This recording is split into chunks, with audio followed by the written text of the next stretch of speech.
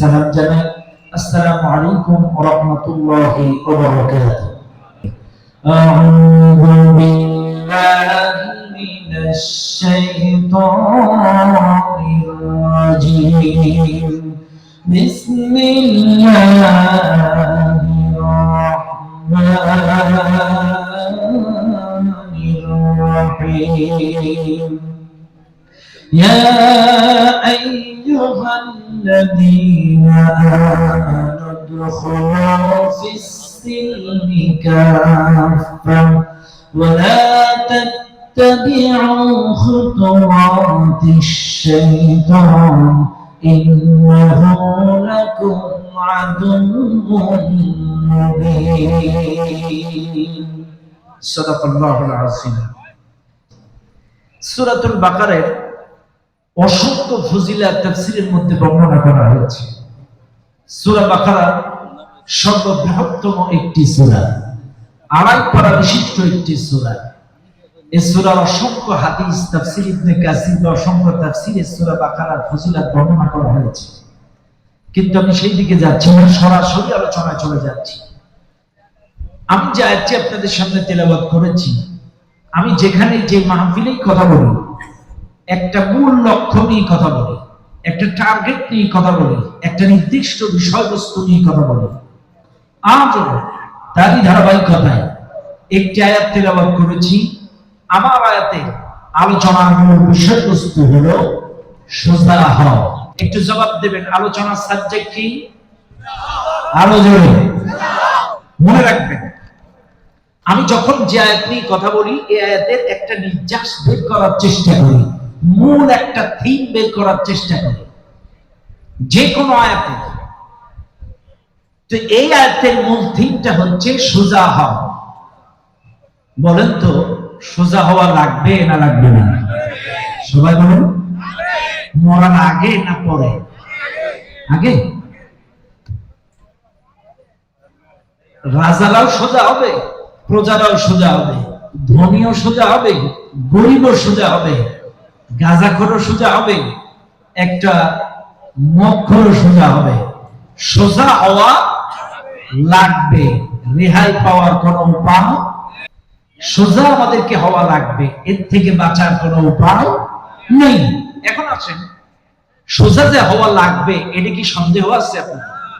সন্দেহ নেই। একটা ছোট্ট এক্সাম্পল দিলেই বুঝবেন। আমি যখন কথা বলি একটু যুক্তি তর্ক দিয়ে বোঝানোর চেষ্টা করি, কারণ মনে রাখবেন, একঘেয়েমি কোরআন হাদিস অনেক সময় মানুষ নিতে পারে না, সকলের নেওয়ার মতো ক্ষমতা থাকে না। কিন্তু কোরআন হাদিসের সাথে যুক্তি তর্ক, সমসাময়িক যুক্তি যদি দেওয়া যায়, এই আলোচনাটা, বিষয়বস্তুটা মানুষের ভিতরে একদম অ্যান্টিবায়োটিকের মতো ভিতরে ঢুকে যায়। একবার কলারোয়াতে এক লোক বাম হাত দিয়ে চা খাচ্ছে। কি হাত দিয়ে? বাম হাত দিয়ে চা খাচ্ছে। এখন এর এত বোঝানো হচ্ছে কোরআন হাদিস দিয়ে, ভাইজান ডান হাত দিয়ে খান, ডান হাত দিয়ে অনেক সওয়াব, ডান হাত দিয়ে খেতে হয়, অনেক ফজিলাতের হাদিস বর্ণনা করা হলো, কিন্তু ওই লোক কিছুতেই মানবে না। ও লোকের কথা হলো, আল্লাহ ডান হাতও বানাইছে, বাম হাতও বানাইছে, একটা খাইলেই হলো, বানাইছে তো আল্লাহ। ও লোকের লজিক এত বুঝাইলাম, কিছুতেই বুঝে না। সর্বশেষ যখন উনি বুঝলো না, ওনাকে একটা কথা দেওয়া হলো, আচ্ছা ভাই আপনি বলেন তো, আপনার স্ত্রীকে কে বানাইছে? কয় আল্লাহ। আপনার মাকে কে বানাইছে? কয় আল্লাহ। আচ্ছা আপনি বলেন, স্ত্রীকেও আল্লাহ বানাইছে, মাকেও আল্লাহ বানাইছে, দুইজনাকে এক স্থানে ব্যবহার করেন? তখন ও হাত ধরে মাফ চাইছে, হুজুর আমারে মাফ করে দেন। আগে কিন্তু ওরে হাদিস দিয়ে বুঝালাম ডান হাত দিয়ে খাওয়ার ফজিলত কি, কিছুতেই বুঝলো না। কিন্তু যখনই একটা যুক্তি দেওয়া হলো, সাথে সাথে বেচারা সারেন্ডার করছে।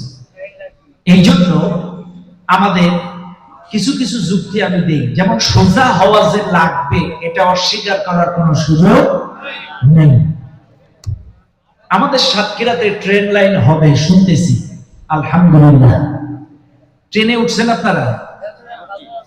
মনে করেন স্টেশনে ট্রেন দাঁড়ায় আছে, প্রথম স্টেশন যশোর অথবা খুলনা। এখন এক লোক এই ট্রেনের মধ্যে উঠছে, এই লোকটা একটা জীবিত কুত্তা বুকের মধ্যে নিয়ে বসে আছে। এটা কুত্তা কুত্তা কুত্তা বুঝেন আপনারা? একটা জীবিত কুত্তা বুকের মধ্যে নিয়ে বসে আছে ট্রেনের মধ্যে, মুসলমান। কিছুক্ষণের মধ্যে একই ট্রেনের একই বগিতে আরেক মুসলমান ঢুকছে। এর কাছে কুত্তাও নাই, বিড়াল নাই, কিচ্ছু নাই, এই খালি খালি কোনো ব্যাগ লাগেজ কিচ্ছু নাই। এখন এই যখন ঢুকছে তখন এই যে কুত্তাওয়ালা মুসলমানরা খালি ডারে ধমক মারছে, নির্লজ্জ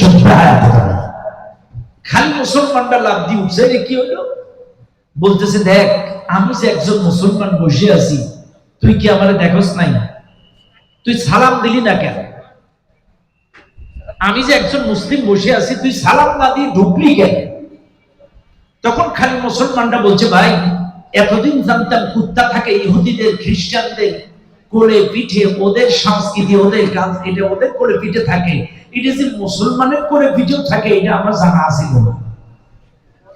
তখন এই কুত্তাওয়ালা মুসলমান বলছে, দেখ আমি ইহুদি খ্রিস্টানদের দেখা দেখি করে, ওদের অনুসরণ অনুকরণ করে আমি কুত্তাটা বুকের মধ্যে রাখি নাই। আমি কোন একটা হুজুরের মুখে ওয়াজের মধ্যে শুনছি কুত্তা যে জায়গায় থাকে সেই জায়গায় ফেরেশতা যায় না। এই জন্য আমি 24 ঘন্টায় কুত্তা বুকের মধ্যে রাখি, যাতে আজরাইল আমার কাছে না আসে। বুঝলেন আপনারা কথা বলছেন? আসলে আমি ইহুদি খ্রিস্টানদের অনুসরণ করে কুত্তাটা বুকে রাখি নাই। কুত্তাটা বুকে রাখার কারণ আমি শুনেছি ওয়াজের মধ্যে কুত্তা যেখানে থাকে এখানে ফেরেশতা যায় না, এই জন্য আজরাইল যাতে আসতে না পারে, আর জান কবজ না করতে। খালি মুসলমানরা ডাক দিয়ে বলতে, ওয়াজ ঠিক আছে কিন্তু একটু মিসআন্ডারস্ট্যান্ড, একটু ভুল হইছে। কি ভুল হইছে? কুত্তা যেই জায়গায় থাকে এই স্থানে রহমত বন্টনের ফেরেশতারা যায় না, কিন্তু অন্যান্য ফেরেশতারা যায়। কাজী আপনি যেই ফেরেশতার ভয়ে কুত্তা রাখছেন, এই ফেরেশতার দায়িত্ব রহমত বন্টনের না, এর দায়িত্ব জান করেছে। ইদা জাআ আজালুহুম লা ইস্তাখিরুনা সাআতান ওয়া লা ইস্তাকদিমুন।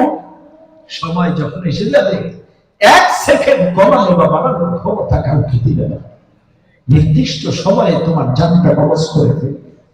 এই জন্য কুত্তা রাখেন আর বিড়াল রাখেন, সোজা হওয়া লাগবে। আশ্চর্য কথা, রাগ করবেন না আপনারা। দেখবেন আজকে এই আমাদের দেখলে নাক শিটকায়, হুজুরদের দেখলে নাক শিটকায়, দাড়ি দেখলে নাক শিটকায়, অথচ দেখবেন সারাটা জীবন পাঞ্জাবি দেখলে নাক শিটকাইছে, অথচ সেও একদিন মরার পরে পাঞ্জাবি গায়ে দিয়ে টান টান হয়ে সুদা।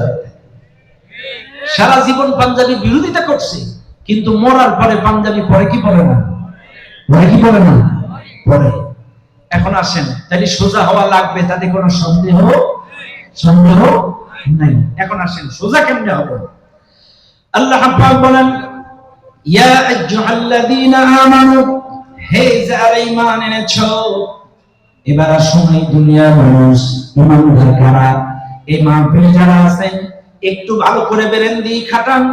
এক কথা বলে যায়, ঈমানদার যদি আপনি চিনতে চান, ঈমানদার যদি বুঝতে চান, নিজেকে যদি ঈমানদার হিসেবে বিবেচনা করতে চান, তাহলে আমার কথার সঙ্গে মিলিয়ে নেন। আপনি যদি পড়ে যান, আল্লাহর নবীর কাছে একজন সাহাবী এসে প্রশ্ন করলেন, উমামা রাদিয়াল্লাহু তাআলা রাসূলুল্লাহর কাছে এসে প্রশ্ন করলেন, ইয়া রাসূলুল্লাহ, মুমিন কাকে বলে, ঈমানদার কাকে বলে, ঈমানের নিদর্শন কি, পরিচয় আমাকে বলেন। عن أبي أمامة رضي الله تعالى قال قال رسول الله صلى الله عليه وسلم ما الإيمان قال إذا سرتك حسنتك وساءتك سيئتك فأنت مؤمن। উমামা রাদিয়াল্লাহু তাআলা নবীজিকে প্রশ্ন করলেন, হুজুর ঈমান কাকে বলে, ঈমানের নিদর্শন কি, পরিচয় কি, আপনি আমাকে একটু বলেন। রাসূল বললেন, উমামা, যখন তুমি কোনো ভালো কাজ করবে ভালো কাজটা তোমাকে আনন্দ দিবে, আর যখন কোনো খারাপ কাজ করবে খারাপ কাজটা তোমাকে বাধা দিবে, অনুতপ্ত করবে, অনুসূচিত করবে। এই দুইটা ডিফারেন্স যখন বুঝবে তখন তুমি একজন মুমিন। এক কথাই বলে দিলাম, ঈমানদার ভালো কাজে আনন্দ পায়, খারাপ কাজে তার বিবেকটা বাধা দেয়। ভালো কাজে আনন্দ পায়, তৃপ্তি পায়, মজা পায়, স্বাদ পায়, আর খারাপ কাজে তার বিবেকটা বাধা দেয়, অনুতপ্ত করে, অনুশোচিত করে, তাকে বাধা দিয়ে বাধা প্রদান করে। এই দুইটা ডিফারেন্স। আপনি এবার বুকে হাত দেন, আপনি কি তাফসীর মাহফিলে আনন্দ পান, দারসুল কোরআন দারসুল হাদিসে আনন্দ পান, নামাজে মজা পান? আপনি কি কোরআন তেলাওয়াতে মজা পান? যদি পান আলহামদুলিল্লাহ, আপনি মুমিন ঈমানদার। আর এর এগেইনস্টে গান বাজনায় যদি আনন্দ পান, অপসংস্কৃতি, ব্লু ফিল্ম, পর্নোগ্রাফি, নারী আসক্ত, ইফটিজিং, পরনারী, পরকিয়া, এগুলোতে যদি মজা পান, তাইলে ঈমানের দোকানদার। সবাই বলেন কি? ঈমানের। যদি ভালো কাজে আনন্দ পান ঈমানদার, আর যদি খারাপ কাজে আনন্দ পান ঈমানের দোকানদার। খারাপ ভাষাটা বললাম না, সংক্ষেপে বলে দিলাম। আরেকটা হাদিস আপনাদের বলে দেয়, ঈমান আরো পরিচিত, আরো হাদিসের মধ্যে এসেছে আল ঈমান আন তুমিনা বিল্লাহ ওয়া মালাইকা ওয়া কুতুবি ওয়া রুসুলি ওয়াল ইয়াউমিল আখির ওয়াল কদরি খাইরি ওয়া শাররি। হাদিসের মধ্যে আরো আসছে ঈমান মানে বিশ্বাস। ঈমান মানে কি? ঈমান মানে বিশ্বাস। ভালো করে বুঝবেন, ঈমান মানে বিশ্বাস। এক নম্বর বিশ্বাস আল্লাহর উপরে, আল ঈমান তুমিনা বিল্লাহ। এক নম্বর আল্লাহর উপরে বিশ্বাস স্থাপন করতে হবে, আল্লাহর উপরে ঈমান আনতে হবে। আল্লাহর উপরে ঈমানটা কি? বেশি ব্যাখ্যা বিশ্লেষণ দিলাম না, সংক্ষিপ্ত সময় বলে যাচ্ছি। আল্লাহর উপরে ঈমানটা হলো আল্লাহ যেটা আদেশ করেছেন সেটা মানব, যেটা নিষেধ করেছেন সেটা বর্জন করব। কিন্তু বাংলাদেশের মুসলমান অনেক চালাক, এরা ভালোগুলো মানে, খারাপগুলো মানে না। খারাপ নিষেধগুলো মানে না। নামাজ আদেশ মানে, রোজা আদেশ মানে, হজ আদেশ মানে, কিন্তু সুদ নিষেধ মানে না, ঘুষ নিষেধ মানে না, এরপরে জিনা নিষেধ মানে না, পরকীয়া নিষেধ মানে না। এক কথাই বলে যায়, শুনেন, আপনি আদেশ মানলেন, নিষেধ মানলেন না, আপনি কখনো ঈমানদার হতে পারবেন না। শুনে নেন, একটা ছোট্ট এক্সাম্পল দিলেই ক্লিয়ার হবেন। এটা একটা দুধের বোতল, সংক্ষিপ্ত ভাবে বলছি, এটা একটা দুধের বোতল। 4 ভাগ দুধ, 1 ভাগ প্রস্রাব। 4 ভাগ দুধ, 1 ভাগ প্রস্রাব। যদি বোতলটা আপনাদের কাছে দেই, এটা আপনারা খান, আমি বক্তা ফতোয়া দিচ্ছি এটা খুব পুষ্টিকর খাবার, কয়জনা খাবেন? কেন খাবেন না? এর মধ্যে কি আছে? 1 ভাগ প্রস্রাব থাকার কারণে যদি 4 ভাগ দুধ কেউ গ্রহণ না করেন, তাইলে এটাও শুনে নেন, নামাজ 1 ভাগ, রোজা 1 ভাগ, যাকাত 1 ভাগ, হজ 1 ভাগ, 1 ভাগ দুর্নীতি, অবৈধ উপার্জন, আল্লাহ তোমার কোন একটা অংশ কবুল করবে না। কথা ক্লিয়ার? বাস, তাইলে বাদ দিলাম। আল্লাহর উপরে ঈমানের বেশি ব্যাখ্যা দিলাম না। আদেশগুলো মানবেন, নিষেধগুলো বর্জন করবেন। 2 নম্বর, ওয়া মালাইকা, আল্লাহ ফেরেশতাদের প্রতি ঈমান, ফেরেশতাদের প্রতি বিশ্বাস স্থাপন করা লাগবে। আল্লাহ ফেরেশতাদের সৃষ্টি করেছেন, মানুষও সৃষ্টি করেছেন। আর শুনেন, দুনিয়ার মানুষ, ফেরেশতাদের উপরে বিশ্বাস স্থাপন করা লাগবে। 3 নম্বর, ওয়া কুতুবি, আল্লাহর কোরআনের প্রতি বিশ্বাস স্থাপন করা লাগবে। এই এলাকার যত মানুষ আছেন, একটু ব্রেন দিয়ে ভালো করে খাটান। এই দুনিয়ার মানুষ তারাবিতে রমজান মাসে একটা মাস কোরআন খতম করে, কোন দলের মতের পথের তরিকার লোক কেউ করে না। এই দুনিয়ার মানুষ সকালবেলায় ইয়াসিন তেলাওয়াত করে, সন্ধ্যাবেলায় সূরা ওয়াকিয়া তেলাওয়াত করে, রাতের বেলায় তাবারাকাল্লাযী বিয়াদিহিল মুলক তেলাওয়াত করে। কিন্তু এই দুনিয়ার মানুষ যখন তাফসীর মাহফিল হয়, দারসুল কোরআন হয়, দারসুল কোরআন শোনানো হয়, তখন এমন অনেক মানুষ আছে অসন্তুষ্ট হয়ে যায়। মাগরিবের নামাজ পড়ে জামাতে, এশার নামাজ পড়ে জামাতে, ফজরের নামাজ পড়ে জামাতে, জুমার নামাজ পড়ে জামাতে, ঈদের নামাজ পড়ে জামাতে। তাহলে একই কোরআন দিয়ে তেলাওয়াত করে নামাজ পড়ানো হলো। একটা লোক কি কোন দল করেন, যে দল হতে পারেন, এটা আপনার ব্যক্তিগত ব্যাপার, কোন একটা দলের লোক রাগ করে না। কিন্তু যখনই কোরআনের দার্স দেওয়া হয়, তাফসীর করে, ব্যাখ্যা বিশ্লেষণ করে বুঝিয়ে দেওয়া হয়, তখন সে অসন্তুষ্ট হয়ে যায়।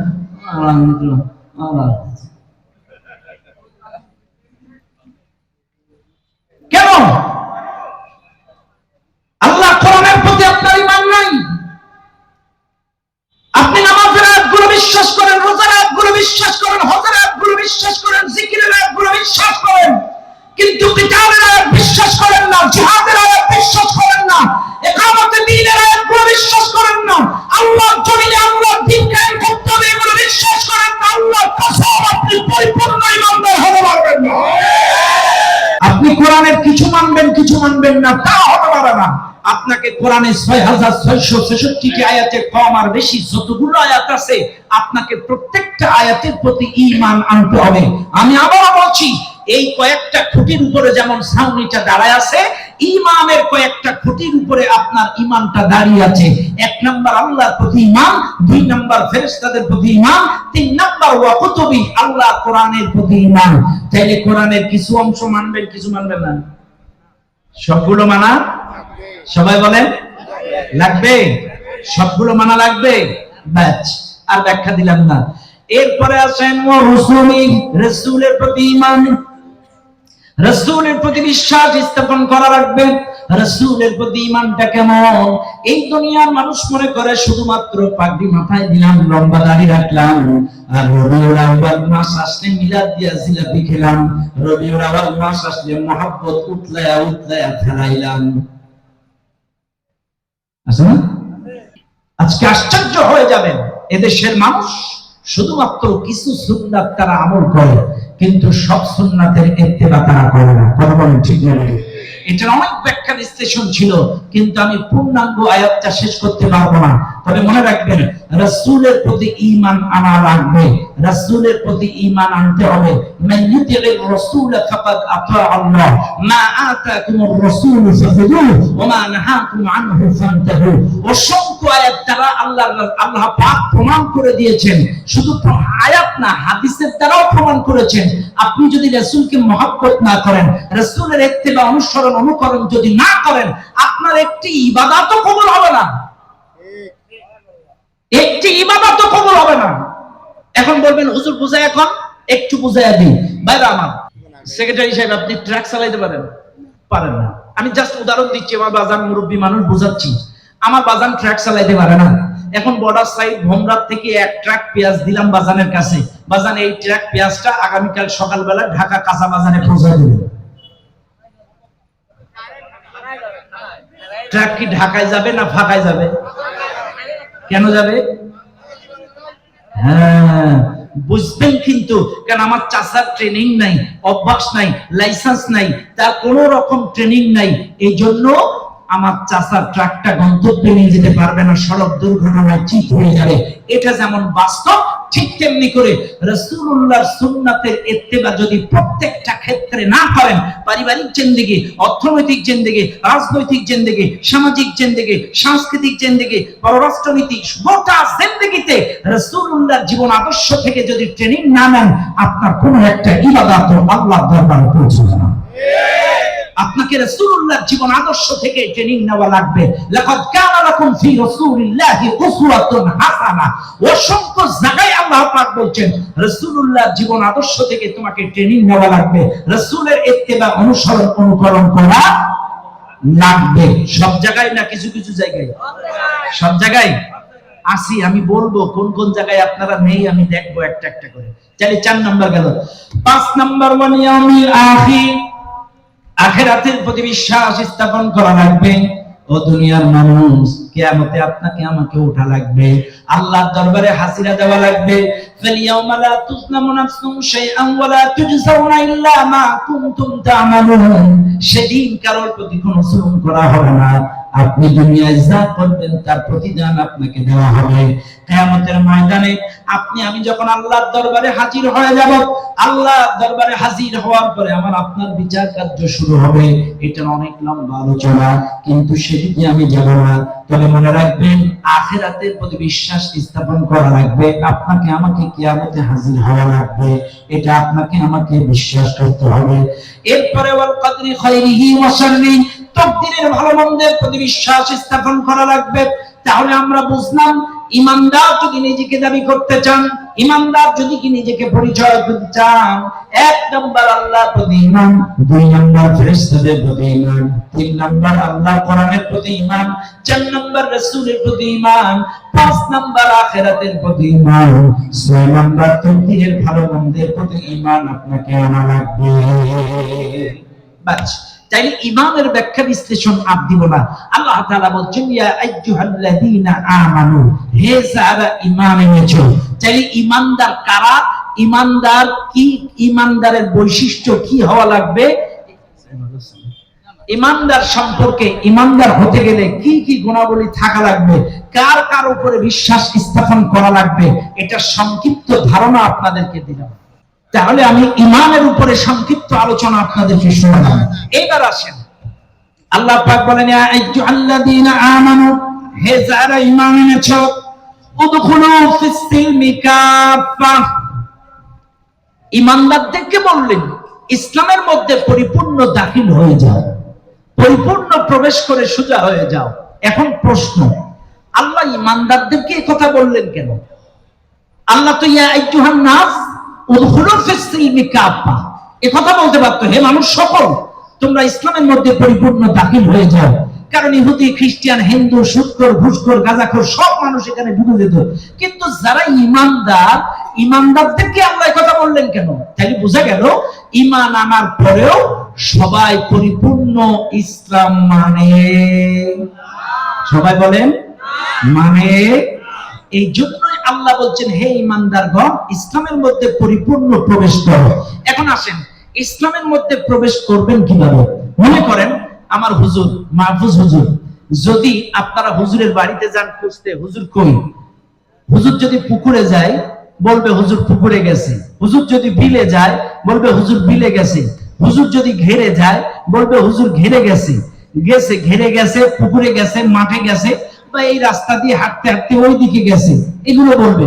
কিন্তু হুজুর যদি আগরদাড়ি মাদ্রাসার মধ্যে প্রবেশ করে, অফিস রুম বা ক্লাসরুমে প্রবেশ করে, তাইলে যদি কেউ দেখে যে হুজুরে দেখছনি, তখন বলবে হ্যাঁ দেখছি, হুজুর এই মাত্র মাদ্রাসায় প্রবেশ করলো, হুজুর এই মাত্র এশা সালাতের জন্য মসজিদে প্রবেশ করলো, আমি দেখলাম এই মাত্র হুজুর তার রুমের মধ্যে প্রবেশ করলো, হুজুর তার রুমের মধ্যে প্রবেশ করলো, মসজিদে প্রবেশ করলো, মাদ্রাসার মধ্যে প্রবেশ করলো। তাহলে বুঝবেন বিলে গেলে প্রবেশ শব্দটা আসে না, এরপরে ঘেরে গেলে প্রবেশ শব্দটা আসে না, রাস্তা দিয়ে হাঁটলে এই প্রবেশ শব্দটা আসে না। কেউ বলে না হুজুর রাস্তার মধ্যে প্রবেশ করেছে, এ কথা কেউ বলে না। পুকুরের মধ্যে প্রবেশ করেছে, এ কথা কেউ বলে না। ঘেরের মধ্যে প্রবেশ করেছে, এ কথা কেউ বলে না। তবে মাদ্রাসায় গেলে প্রবেশ বলে, মসজিদে গেলে প্রবেশ বলে, বা রুমের মধ্যে ঢুকলে প্রবেশ বলে। কেন বলে? কারণ রুমের একটা দরজা আছে, চারটা দেওয়াল আছে, ছাদ আছে, জানালা আছে, একটা ভেড়া গেড়া আছে, একটা নির্দিষ্ট বাউন্ডারি আছে। এই বাউন্ডারির মধ্যে ঢুকলে এটারে প্রবেশ বোঝায়। তাইলে মনে রাখবেন, ইসলামেরও নির্দিষ্ট একটা বাউন্ডারি আছে, একটা গণ্ডি আছে, একটা সীমারেখা আছে। আপনি আমি মনে করবেন যে এই রাস্তা দিয়ে হাঁটলাম আর গোটা বাংলাদেশ ঘুরে আসলাম, না। আপনাকে আমাকে মনে রাখতে হবে যে ইসলামের যেমন ইসলামের একটা নির্দিষ্ট বাউন্ডারি আছে। আল্লাহ পাক বলছেন, ইয়া আইয়ুহাল্লাযীনা আমানু উদখুলু ফিস সিলমি কাফা, হে ঈমানদারগণ, ইসলামের মধ্যে পরিপূর্ণ প্রবেশ করো, প্রবেশ করো। এইবার আসেন, তাইলে আমরা বুঝলাম প্রবেশ করতে গেলে একটা দরজা লাগবে, একটা বাউন্ডারি লাগবে। এখন আপনারা বলবেন হুজুর মসজিদের একটা দরজা আছে স্টিলের, আমার বাড়ির দরজাটা মেহগুনি কাঠের, মাদ্রাসার দরজাটা ক্লসিক্যাল গেট, তাইলে ইসলামের দরজাটার নাম কি? আসেন একটু শুনে নেই।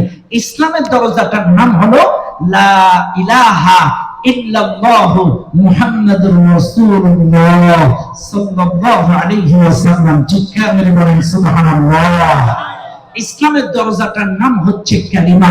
এই কালিমাটা মনে প্রাণে বিশ্বাস করে ইসলামের মধ্যে প্রবেশ করতে হয়, এটা হচ্ছে ইসলামের দরজা। আমি আবারও বলছি, কেউ যদি ইসলামের মধ্যে প্রবেশ করতে চায় তাহলে এই কালিমাটা মনে প্রাণে বিশ্বাস স্থাপন করা লাগবে। এখন আসেন, আমার দেশে অনেকেই আছে, এরা বলে হুজুর কালেমা পড়লে সে জান্নাতে চলে যাবে, কালেমা পড়লে আজ হোক কাল হোক সে জান্নাতে চলে যাবে, কালেমা পড়লে সে জান্নাতে। আচ্ছা আপনাদেরকে এই কথা কে বললো? নামাজ নাই, রোজা নাই, হারাম হালাল বাসা নাই, কালেমা তো কত হিন্দুরাও পড়ে। কথা না, বিপদে পড়লে হিন্দুরাও আজান দেয়। ঝড় তুফান যখন ওঠে ওরা জানে আজান দিলে ঝড় থেমে যায়, ওরাও আজান দেয়, ওরাও সালাম দেয়, ওরাও আমাদের ওয়াজ মাহফিল শুনে। আজকেও এই মাহফিলের আশেপাশে কোনো হিন্দু ভাই নাই, তার বিশ্বাস আছে? আছে না নাই? আছে না নাই? এখানে অসংখ্য, আমরা যখন ওপার বাংলায় যাই তখন অসংখ্য ভাইরা আমাদের আলোচনা শুনে থাকেন, আলোচনা শুনেন। তারা যখন আমাদের এই কালেমা, আল্লাহর নাম, সালাম কালাম এরাও কিন্তু দেয় সবসময়, এরা কিন্তু বিশ্বাস বিশ্বাস। তো আপনাদের আমাদেরকে একটা ছোট্ট একটা ঘটনা আপনাদেরকে মনে করা দেয়, এটাও হাদিস। রাসূলুল্লাহ সাল্লাল্লাহু আলাইহি ওয়াসাল্লামের সাহাবী হযরত আবু হুরায়রা রাদিয়াল্লাহু তাআলা আনহু একটা মাজলিসের মধ্যে বসে তিনি এরকম আলোচনা করতেছেন যে নবীজি বলেছেন যে একবার কালেমা পড়বে সে জান্নাতে প্রবেশ করবে। এখন এই মাজলিসের মধ্যে ওমর রাদিয়াল্লাহু তাআলা আনহু উপস্থিত ছিলেন। ওমর রাদিয়াল্লাহু তাআলা আনহু প্রচন্ড মেজাজ গরম একজন সাহাবী ছিলেন। এই আবু হুরায়রা রাদিয়াল্লাহু তাআলা আনহুর এই বয়ানে শুনে ওমর খাড়ায় গেছে। ওমর রাদিয়াল্লাহু তাআলা আনহু খাড়ায় যে কলার ধরছে, তার মানে এক কথায় জামা ধরছে। জামা ধরে বলছে, আবু হুরায়রা তুমি এই হাদিস কই পাইলা? কই রাসূলের কাছে পাইছি। বলে ঠিক আছে চলো। আবু হুরায়রারে ধরে রাসূলের কাছে আনছে। রাসূলের কাছে আইনে বলে, হুজুর আপনি কি এরকম হাদিস বলেছেন যে যে একবার কালেমা পড়বে সে জান্নাতে চলে যাবে? রাসূল তখন বলছে, ওমর আমি বলেছি মান ক্বালা লা ইলাহা ইল্লাল্লাহ ফাদাখালাল জান্নাহ।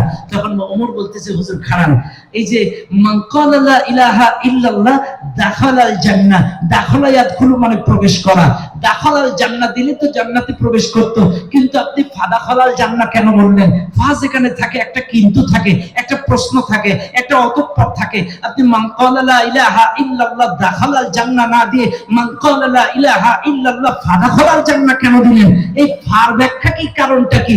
তখন রাসূল ডাক দিয়ে বলছেন, ওমর এই ফার ব্যাখ্যা হলো যে লোকটা কালেমা পড়বে, কালেমা পড়ার সাথে সাথে আইয়ুহাজিরাহু মা হারামাল্লাহ, কালেমা পড়ার সাথে সাথে যে হারাম হালাল সম্পূর্ণ পরিপূর্ণ মানবে এরাই জান্নাতে চলে যাবে। কালেমা পড়ার পরে হারাম হালাল মানলেই সে জান্নাতে চলে যাবে।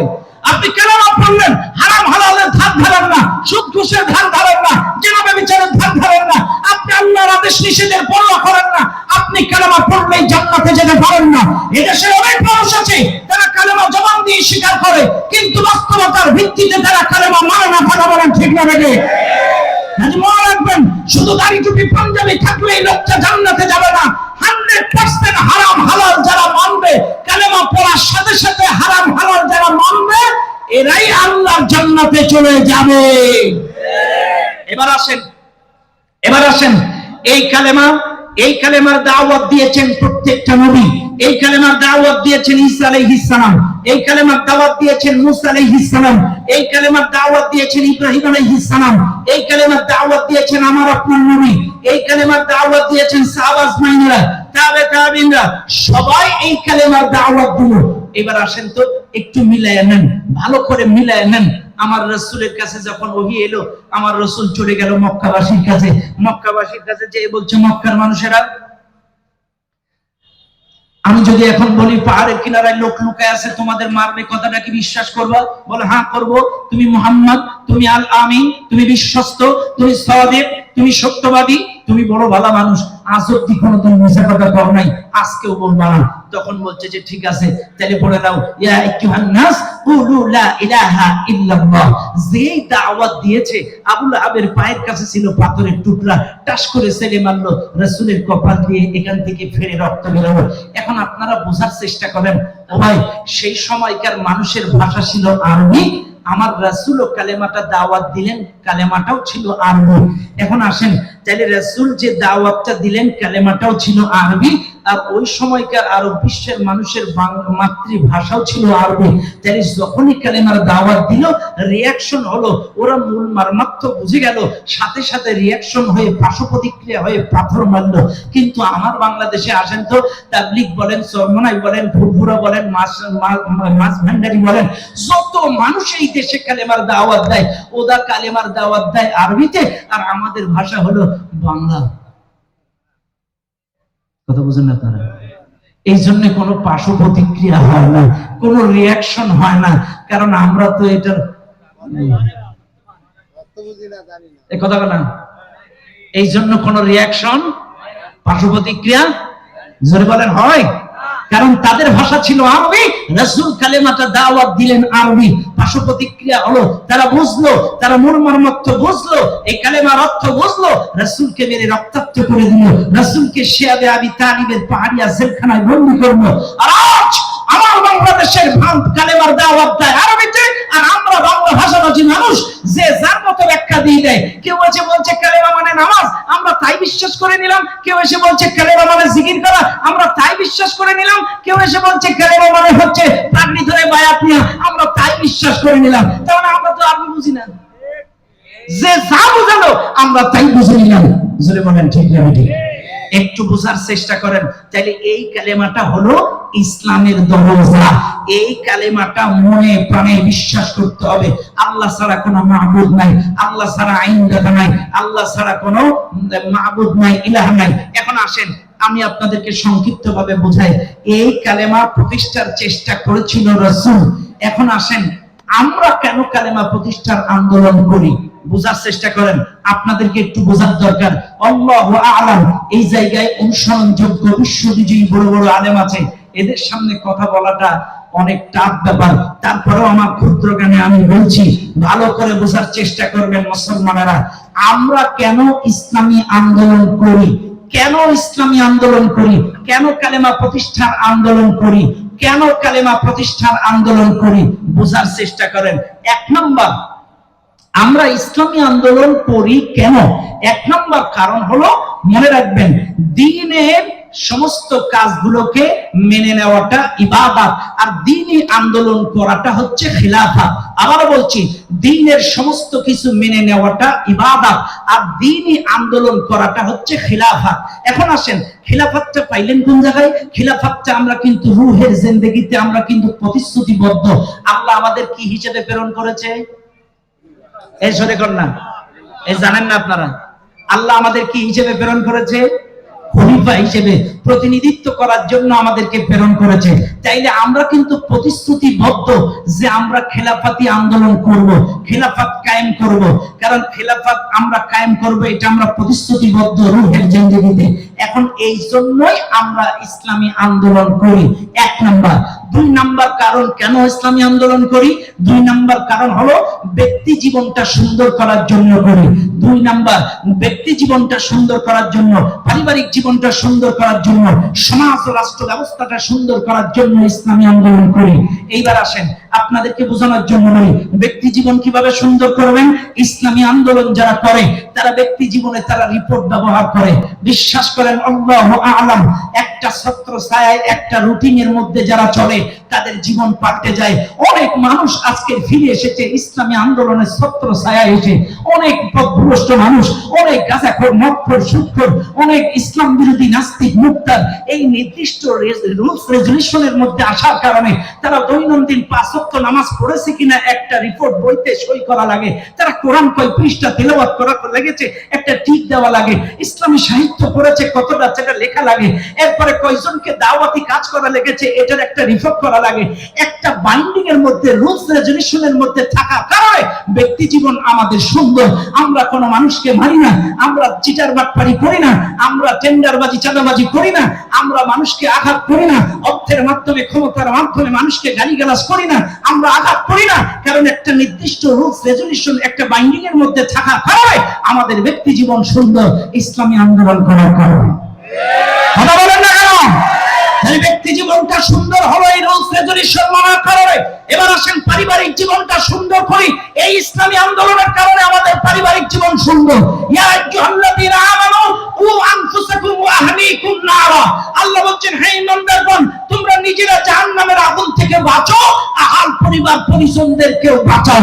যাতে এই ইসলামী আন্দোলনের কারণে আজকে আমাদের পরিবারগুলোকেও আমরা বাঁচাতে পেরেছি, আমাদের সন্তানগুলোকে বাঁচাতে পেরেছি, আমাদের বিবি বাচ্চাদেরকে একটা বাইন্ডিং এর মধ্যে রাখতে পেরেছি, একটা রুলস রেজুলেশনের মধ্যে রাখতে পেরেছি, যার কারণে আমাদের পরিবারটা সুন্দর।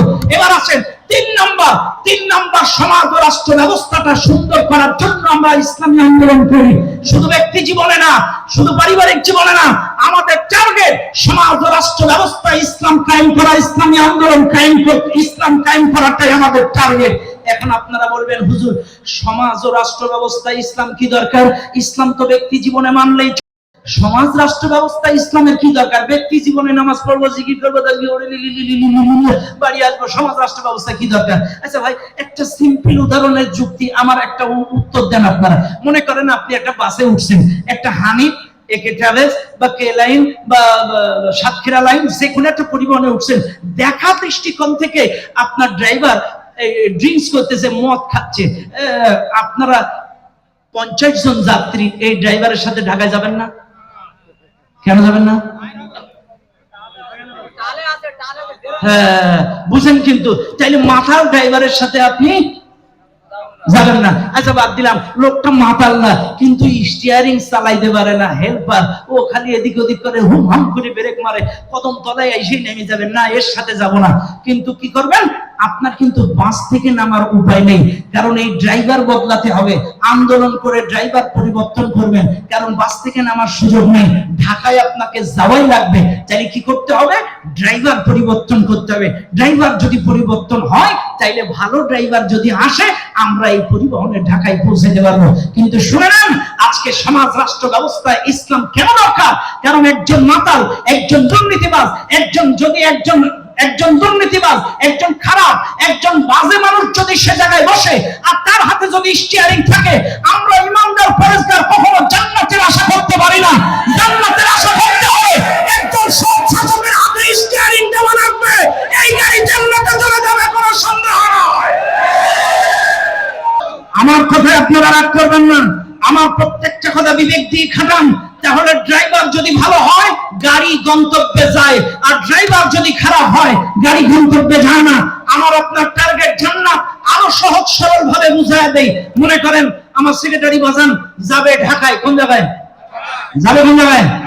এখন বসে আছে স্ট্যান্ডে যে উনি উঠছে শ্যামনগরের বাসে, কোন জায়গায়, কোন জায়গায়?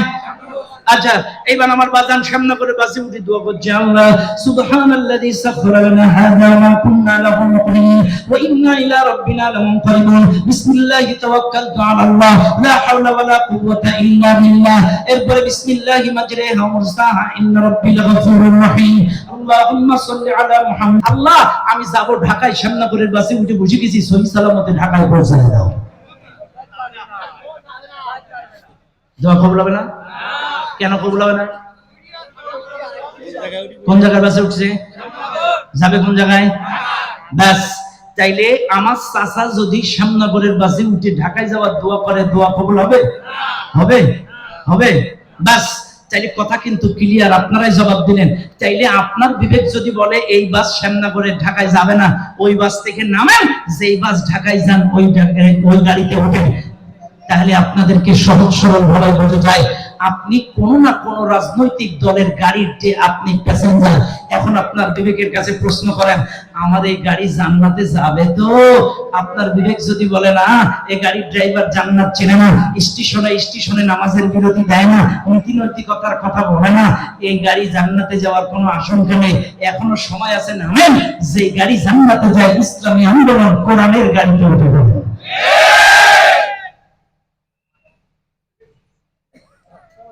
তাহলে কেন সমাজ রাষ্ট্র ব্যবস্থায়? এখন আপনারা বলবেন, হুজুর তাইলে আপনারা কি ধর্মভিত্তিক রাজনীতি করেন? প্রশ্ন করতে পারে, অনেকেই প্রশ্ন করতে পারে, আমাদের সমাজের বুদ্ধিজীবী শিক্ষাবিদ যারা। আল্লাহু আলাম, আমি কাউকে আঘাত করার জন্য, কটাক্ষ করার জন্য, ব্যঙ্গ করার জন্য একটি কথাও বলি না। কোরআন সুন্নাহর ভিত্তিতে সঠিকটা তথ্যটা তুলে ধরে মানুষকে বোঝানোর জন্য বলি। হ্যাঁ, আমরা বলি, হ্যাঁ আমরা ধর্মের জন্য রাজনীতি করি, ধর্ম এই ব্যবসা করি না, ধর্মের জন্য রাজনীতি করি। বোঝার চেষ্টা করবেন। এখন আসেন, আমরা কেন ধর্মের জন্য রাজনীতি করি? মনে করবেন এই দেশে যারা সেকুলারিস্ট, এই যারা জাতীয়তাবাদী, এই সমাজে যারা নাস্তিক, এই সমাজে যারা মুস্তাদ, ওরা যখন ক্ষমতায় যায়, ক্ষমতায় যাওয়ার পরে ওরা ওদের মতাদর্শ কায়েমের চেষ্টা করে, ওদের মতাদর্শ কায়েমের চেষ্টা করে। তাহলে আমরা কেন ইসলামী আন্দোলন করি? আমরা ইসলামী আন্দোলন করি, ধর্মের রাজনীতি করি এই কারণে, কারণ আমরা যদি মুহাদ্দিস আব্দুল খালিক হুজুরের মতো, আমরা যদি মাওলানা মরহুম আব্দুল গফফার হুজুরের মতো, আমরা যদি একজন নীতিবান আল্লাহওয়ালা সৎ মানুষকে যদি বসাইতে পারি, তাহলে উনি যদি ইসলামী মতাদর্শের মানুষ হয়, ওই জায়গায় যদি ক্ষমতায় বসে, উনি ইসলামী মতাদর্শ কায়েম করবে, সমকামিতার মতাদর্শ কায়েম করবে না।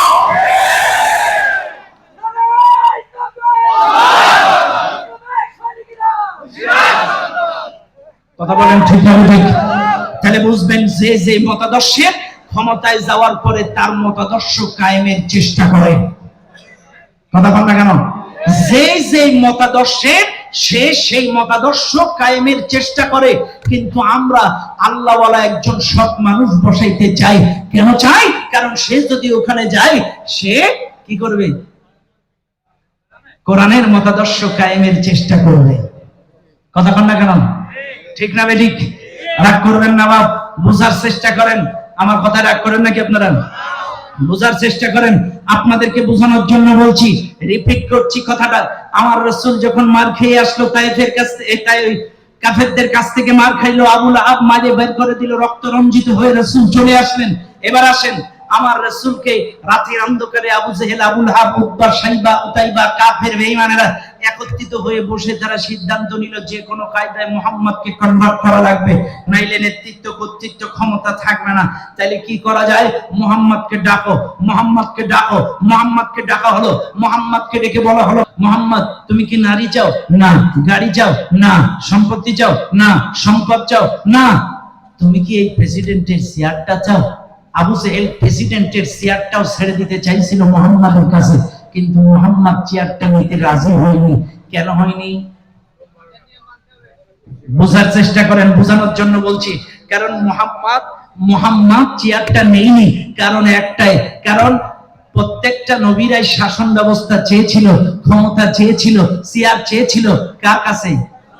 রব্বি আদখিলনি মুদখালা সিদকিন ওয়া আখরিজনি মুখরাজা সিদকিন ওয়াজআলনি মিন লাদুনকা সুলতানান নাসীরা। তারা চেয়ার চেয়েছিল কার কাছে? এখন আবু জেহেল চেয়ার দিতে চাইছিল, কিন্তু চেয়ারটা নিতে রাজি হয়নি। কেন রাজি হয়নি? কারণ আমি যদি চেয়ার নিই তাহলে কি হবে? ওদের, আমার আন্ডারে সব সদস্য তো ওরাই আমার আন্ডারে। এটা তাকবীর দেন, লিল্লাহি তাকবীর, লিল্লাহি তাকবীর। জি, তাহলে মনে রাখবেন, আমি আপনাদেরকে বোঝাইতে চাচ্ছি যে রাসূলুল্লাহকে চেয়ার দিতে চাইছিলেন। ভালো করে বুঝবেন, রাসূলুল্লাহকে চেয়ার দিতে চেয়েছিলেন, কিন্তু রাসূল চেয়ার নেননি। কেন নেননি? কারণ রাসূল চিন্তা করছেন, আমি যদি প্রেসিডেন্টের চেয়ার নেই, লাভ হবে কি? আর আন্ডারের সদস্য তো সব ওরাই। বুঝেন কিন্তু আপনারা, আমি চেয়ার নিয়ে করবো কি? আমার আন্ডারের সদস্য সব ওরাই।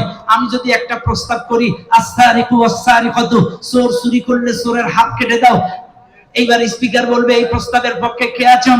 হ্যাঁ বলুন। কেউ বলবে না। এইবার বলবে এই প্রস্তাবের বিপক্ষে কারা আছেন? না বলুন। না। না বলুন। না। না বলুন। না। এইবার স্পিকার বলবে না জয়যুক্ত, না জয়যুক্ত, না জয়যুক্ত। কাজী মুহাম্মাদের কোরআনের হাত কাটার আইন বাতিল করা হলো। কাজী চেয়ার নিয়ে করবো কি? সব সদস্য তো হেরায়। এই জন্য রাসূল তাদের দেওয়া চেয়ারটা রাসূল চলে গেলেন। রাসূল মারধর, জুলুম, নির্যাতনের স্টিমুলা সহ্য করলেন। শিয়াবে আবি তালিবের পাহাড়িয়া জেলখানায় গেলেন। শিয়াবে আবি তালিবের পাহাড়িয়া জেলখানায় রাসূলুল্লাহকে সপ্তাহে 2 খানা রুটি আর কয়েকটা কুমড়া খেজুর ছাড়া কিছু খেতে দেন। কি নির্যাতনের স্টিমুলা! 2-1টা খেজুর আর 2 খানা রুটি সপ্তাহে। একটা প্রাপ্তবয়স্ক মানুষ এক সাজেই তো 5টা-10টা রুটি খাইতে পারে, সপ্তাহে 2টা রুটি, কয়েকটা কুমড়া খেজুর। কি জুলুমের শিকার! বাবলা গাছের পাতা ছালগুলো ছিলে ছিলে খেয়েছিল, কি কষ্ট সহ্য করলো আমার রাসূল। এরপরে মারধর, জুলুমের শিকার হয়ে অবশেষে যখন হিজরত করে মদিনায় যাওয়ার পরে যখন দাওয়াতি কাজ করে মানুষ জোগাড় করলেন, বদর, উহুদ, খন্দক বিজয় করলেন, অবশেষে মক্কা বিজয় করলেন, যখন এই চেয়ারটা দখল করলেন, এই চেয়ার থেকে কোরআনের শাসন কায়েম করলেন, অটোমেটিকলি সমাজ পরিবর্তন হয়ে গেল। তাইলে এখান থেকে ক্লিয়ার বোঝা গেল, মনে রাখবেন যদি আদেশটা কার্যকর করতে হয়, মনে করেন সাপোজ একটা ভ্যানওয়ালা যদি এই জায়গায় এসে দাঁড়ায়, মোড়ের মাথায় একটা, এখানে আপনাদের মাঝখানে এসে দাঁড়ায়, আমি ভ্যানওয়ালা সেরাকানি বলছি, আমার আদেশ আগামী কাল থেকে এই এলাকার কোন চায়ের দোকানে টিভি সিনেমা চলবে না। আপনারা মানবেন না? কেন মানবেন না? ভ্যান চালায়, ওর কথা কার্যকর হবে না। কিন্তু যদি আজ আমার দেশের প্রধানমন্ত্রী অথবা আমার এই যে কবির ভাই চেয়ারম্যান সাহেব, উনি যদি বলে এই এলাকায় কোন টিভি, চায়ের দোকানে টিভি চলবে না, চলবে? চলবে না। কারণ কি? কবির ভাই চেয়ারটা বড়। তাহলে এখান থেকে বোঝা গেল চেয়ার যদি বড় হয় আদেশ নিষেধ কার্যকর হয়, চেয়ার যদি ছোট হয় কাজ হয় না। আমরা এত বছর ওয়াজ করছি সুদ খাইও না, ঘুষ খাইও না, জেনা করো না, কাম হয় না। এত ওয়াজ করি দুর্নীতি করো না, কাম হয় না। কিন্তু যদি মাননীয় প্রধানমন্ত্রী ওই চেয়ারে বসে ওয়াজ করে, কাল থেকে যেটাই চুরি করবে হাত কাটা, কাজ হবে। কারণ বোঝা গেল চেয়ার যদি বড় হয় আদেশ নিষেধ কার্যকর হয়। আমার রাসূল যখন চেয়ার পাইলেন অটোমেটিকলি সমাজ পরিবর্তন হয়ে গেল। তাহলে বোঝা গেল, আল্লাহর কসম কেটে বলছি, যতই ওয়াজ করেন ময়দানে সমাজ পরিবর্তন হবে না। সমাজ পরিবর্তন করতে গেলে লাগবে আরো আস্তে কর, আরো আস্তে কর। ব্যাস, তাইলে আমি আপনাদেরকে বুঝাচ্ছিলাম ইসলামী আন্দোলন আমরা কেন করব, আর ইসলামে প্রবেশ করতে গেলে দরজাটার নাম কি? কালেমা।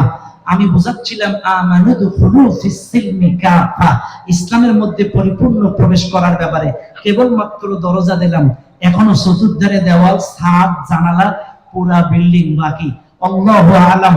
আমি যতটুকু কথা বলতে পেরেছি এতগুলো আলেম উলামার মাধ্যমে, বিশেষ করে আমার বাপজান, আমি যাদেরকে কলিজা দিয়ে মহব্বত করি, আমার বাজানের কথায় আমি এসেছি।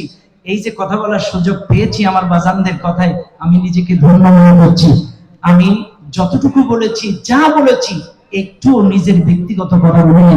আল্লাহ কোরআন, রাসূলুল্লাহর হাদিস থেকে আমি সত্য সঠিক তথ্যটা আপনাদের সামনে তুলে ধরেছি। আল্লাহ তাআলা আপনাকে আমাকে মৃত্যুর পূর্বে পরিপূর্ণ ইসলামের মধ্যে দাখিল হওয়ার তৌফিক দান করুন, বলেন আমিন। আর জোরে বলেন আমিন। আজকের প্রত্যেকটা আলোচনা আপনার আমার আমাদের সকলের বাস্তব জীবনে আমল করে ইহকালের শান্তি পরকালের মুক্তি অর্জন করার তৌফিক আল্লাহ পাক দান করুন, বলেন আমিন। আজকের মতো বিদায় নিচ্ছি। আসসালামু আলাইকুম ওয়া রাহমাতুল্লাহি ওয়া বারাকাতুহু।